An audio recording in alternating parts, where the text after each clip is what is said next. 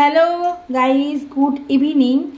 আজকে বানাবো ইলিশ মাছের সর্ষা আর ইলিশ মাছের মুড়োতে মাছের টক। তা প্রথমে দেখো মাছগুলো আমি এখন ধুয়ে নিচ্ছি।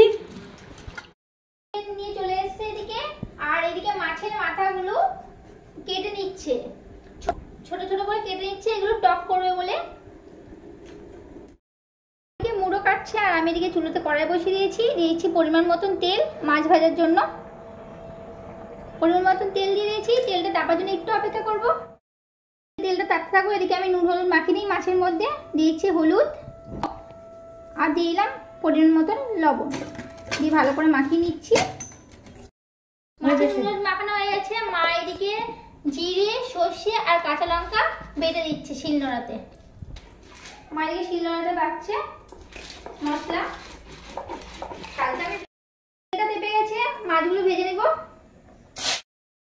ইলিশ মাছগুলো ভাজতে বসিয়ে দিয়েছি,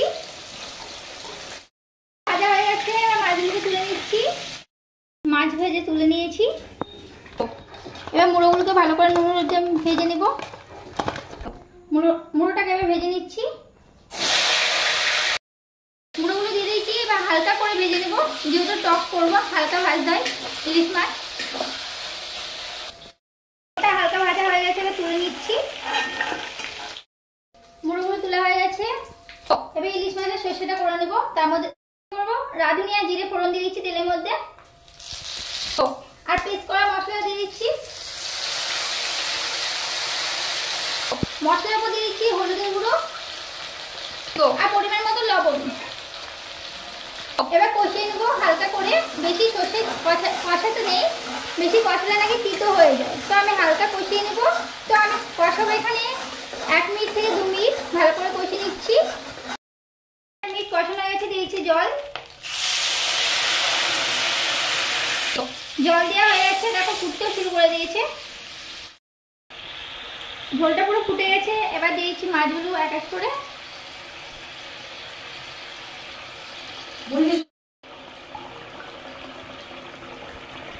দেওয়া হয়ে গেছে, একদম গ্রেভি টাইপের হবে। তো এটা যতক্ষণ ফুটতে থাকুক 10 মিনিট। দেখো মাছের সর্ষা হওয়ার মধ্যে, আর আমি এদিকে দেখো তেঁতুলগুলো চটকে নিচ্ছি মাছের মুড়োতে টক হবে বলে। মাছের সর্ষেটা হয়ে গেছে, এবার নামিয়ে দেবো। মাছের সর্ষে নামানো হয়ে গেছে। মাছের সর্ষে রেডি হয়ে গেছে, নামিয়ে চলে এসেছি। এবার বানাবো মাছের টক। চুলোতে কড়াই বসিয়ে দিয়েছি তেল। তেল দেওয়া হয়ে গেছে, তেলটা তাওয়ার জন্য একটু অপেক্ষা করবো। তেল তেপে গেছে, এর মধ্যে দিয়েছি লঙ্কা, শুকনো লঙ্কা, আর দিয়েছি সর্ষে ফোড়ন। ফোড়ন দেওয়া হয়ে গেছে, তেঁতুলগুলো জলটা দিয়ে দেবো। এর মধ্যে দিয়েছি হলুদ আর দিয়েছি পরিমাণ মতো লবণ। এটা ফোটার জন্য একটু অপেক্ষা করবো।